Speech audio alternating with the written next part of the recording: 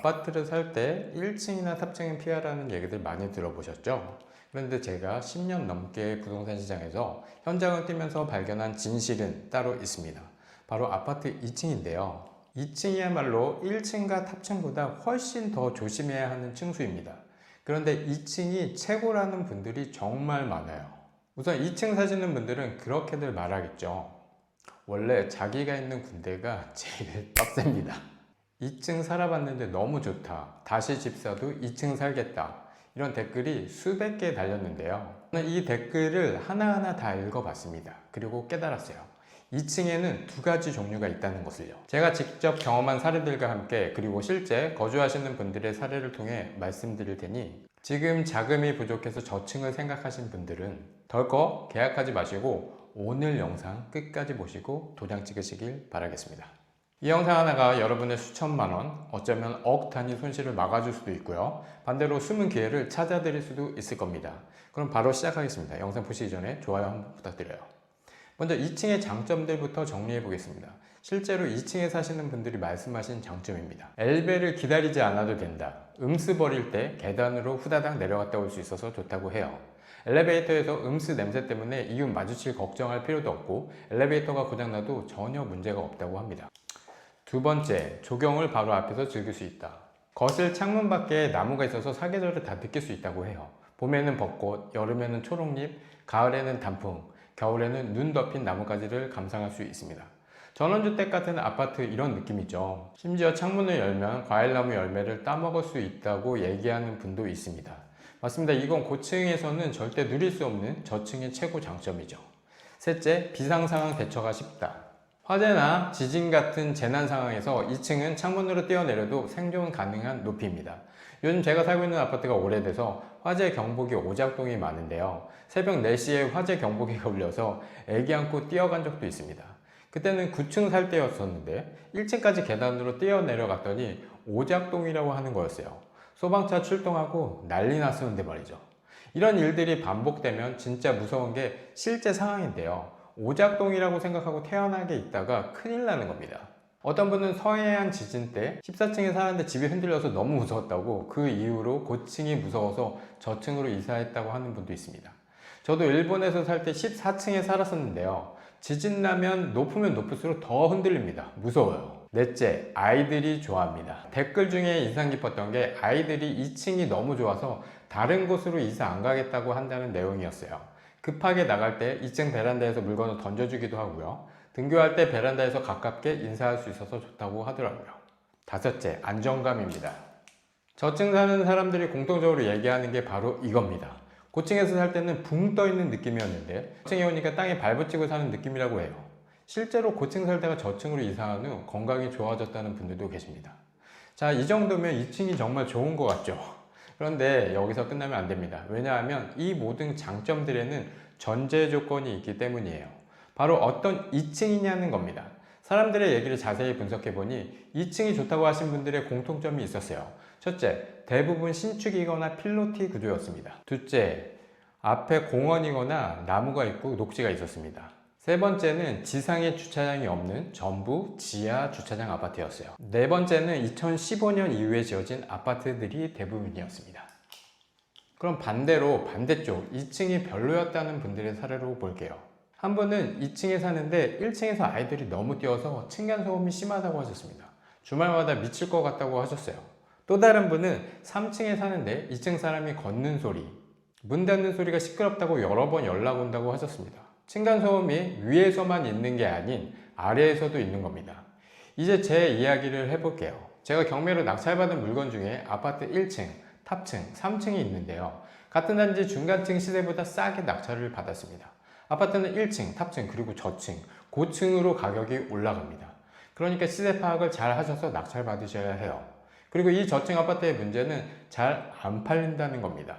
집을 보러 온 사람들은 한결같이 똑같은 반응을 보이죠. 현관문을 열고 거실로 들어서는 순간 블라인드가 다 내려져 있는 걸 보고는 얼굴이 굳어지는 겁니다. 블라인드를 올려보면 이유를 알 수 있죠. 아파트 1층이 필로티가 아니라 일반 보행로였던 거예요. 그러다 보니 2층 창문이 지나가는 사람들 눈높이인 거죠. 조금만 고개를 들면 집안이 훤히 들여다 보이는 구조였습니다. 결국 1년 내내 블라인드를 내리고 살아야 하는 집이었어요. 2층이 좋다고 하신 분들은 낮에는 밖이 밝아서 안이 안 보인다고 하시는데 이건 앞에 나무가 있거나 조경이 잘 되어 있을 때 이야기입니다. 이게 2층의 첫 번째 함정입니다.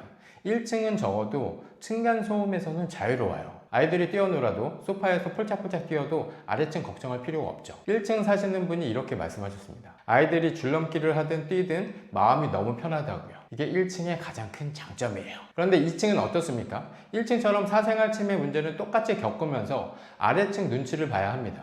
실제로 댓글에 1층에서 너무 뛰어서 2층까지 소음이 올라온다는 분도 계셨어요. 1층의 유일한 장점마저 누릴 수 없는 겁니다. 그러면서 가격은 1층보다 비쌉니다. 좀 말이 안 되지 않습니까? 제가 봤을 때 1층은 바닥에 붙어 있어서 난방비가 더 나오고요. 2층은 1층과 3층에 샌드위치처럼 껴 있어서 집이 따뜻한 장점, 그것 때문에 1층보다 더 비싼 거죠. 이렇게 안 팔리는 저층 물건을 사면 안 팔리니까 팔리는 가격에 싸게 정리할 수밖에 없어요. 부동산 투자에서 가장 중요한 게 뭡니까? 바로 황금성입니다. 아무리 좋은 입지에 있는 아파트라도 팔리지 않으면 의미가 없습니다. 2층 두 채를 보유하고 있는데 매도가 다소 어렵긴 하지만 케바케라고 우리 집은 사람들이 계속 보러 온다고 하는 분도 있어요. 또 다른 분은 3층 매도할 때 처음 보러 온 분이 바로 계약했다고 하셨습니다. 나무뷰였다고 하시더라고요. 여기서 핵심을 발견하셨나요? 바로 조건입니다. 같은 2층이라도 조건에 따라 천국과 지옥이 갈립니다. 2층이 잘 팔리고 살기 좋다고 하신 분들은 대부분 신축 필로티, 조경뷰 이 세 가지 조건 중 최소 2가지 이상을 충족하고 계셨습니다. 그런데 배관 문제는 어떻습니까? 1층에서 3층까지는 오수 배관 문제가 가장 많이 발생한다고 합니다. 특히 2층은 1층의 배관 문제가 역류해서 올라오는 경우가 많아요. 냄새는 물론이고 심한 경우 거품이나 벌레까지 올라온다고 합니다. 그리고 겨울에 이 오수관이 동파되면 물이 못 나가서 1층이 한강이 되는 일도 종종 발생합니다.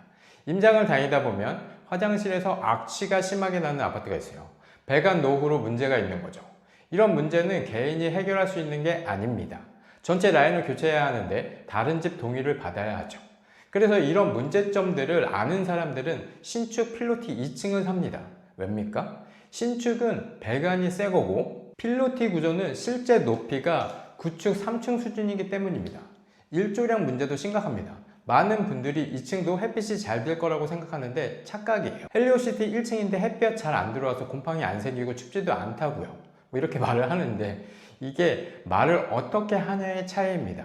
1층이라고 다 같은 1층이 아니라는 거죠. 맨 앞동은 하루 종일 고층과 똑같이 해가 들어옵니다. 하지만 뒷동이나 중간동의 2층은 다릅니다.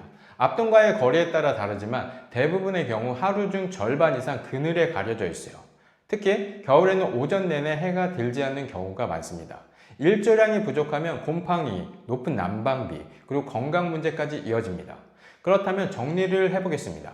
2층은 사도 되는 경우와 절대 피해야 하는 경우를 명확히 구분해 드릴게요. 먼저 사도 되는 2층입니다. 첫째, 필로티 구조나 1층이 로비인 경우. 이 경우 실제 높이가 일반 아파트 3층 이상에 해당합니다. 둘째, 앞에 공원 나무 녹지가 있는 경우입니다. 이런 조건이면 사계절 자연을 즐길 수 있습니다. 셋째, 신축이거나 2015년 이후 준공된 아파트입니다. 최근 아파트들은 단열이 훨씬 좋고 지상 주차장이 없어서 보행로 소음도 적습니다. 넷째, 로얄층 대비 최소 15% 이상 저렴한 경우입니다. 이 정도 가격 차이가 나야 나중에 매도할 때도 메리트가 있습니다. 다섯째, 신도시나 젊은 층이 많은 단지입니다. 아이 있는 가정들이 2층, 3층을 선호하는 수요가 있습니다. 반대로 절대 피해야 하는 2층입니다. 첫째, 구축 일반 보행로 1층 구조. 이 경우 사생활 침해가 심각합니다. 두 번째, 주차장 분리수거장. 소음과 프라이버시 문제가 동시에 발생합니다. 셋째, 10년 이상 된 아파트에서 배관 교체 이력이 있는 경우입니다. 곧 문제가 터질 가능성이 매우 높아요. 넷째, 뒷동이나 중간동에서 앞동과 거리가 가까운 경우입니다. 일조량이 심각하게 부족할 수 있어요. 다섯째, 로얄층과 가격 차이가 10% 미만인 경우입니다. 이 정도 차이로는 2층의 리스크를 감수할 이유가 없습니다. 사람들은 이렇게도 말합니다. 층보다 더 중요한 게 있다고 하죠. 좋은 이웃을 만나는 게 최고라고요. 정말 맞는 말입니다. 앞집인데 인사도 안 하면서 사는 사람들도 있고요. 서로 소통하고 음식 나눠 먹고 그렇게 이웃사촌처럼 지내는 분들도 많아요. 결국 층수보다 중요한 건 이웃입니다. 우리 애들이 뛰어도 한 번도 올라오지 않는 아랫집 이웃분들도 있어요. 너무 시끄럽죠, 죄송합니다 이렇게 얘기를 하면 뛰면서 다 크는 거라고 그렇게 말씀을 해주십니다. 너무 좋은 아래층 이웃을 만난 거죠. 마지막으로 한 가지만 더 말씀드리겠습니다. 부동산은 투자든 실거주든 결국 출구 전략이 중요합니다. 어쨌든 집을 산다는 건 투자의 개념이에요. 15년간 2층 살다가 매도하고 나왔는데 장점이 많았다는 분도 계시고요. 오히려 5층보다 더 받고 팔았다는 분도 계십니다. 이런 경우들은 분명 존재합니다. 하지만 제가 투자를 하면서 보는 부동산 시장의 현실은 조금 다릅니다. 조건이 좋지 않은 2층은 정말 팔기 어려워요. 지금 당장 싸다고 급하다고 선택한 집이 나중에 여러분들의 발목을 잡을 수 있습니다. 반대로 조건 좋은 2층은 오히려 위층보다 더 좋습니다. 살기 좋고 전세 수요도 탄탄하고 매도도 잘 됩니다.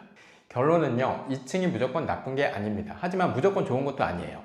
여러분이 오늘 제가 말씀드린 체크리스트를 꼼꼼히 확인하셔서 현명한 선택을 하시길 바랍니다. 조금 더 기다리더라도, 조금 더 발품을 팔더라도 제대로 된 물건을 골라서 계약하시길 바래요.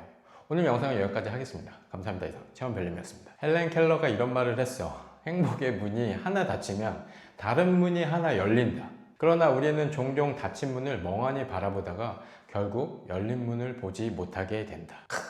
그래서 시야를 넓게 해야 한다는 거야. 일론 머스크 자산이 702조 돌파했대. 테슬라 주가 상승으로 하루에 13조 벌었다고 하는데 난 진짜 삽질하고 있는 것 같아. 닫힌 문만 멍하니 보고 있는 것 같아서 열린 문이 안 보이나 봐.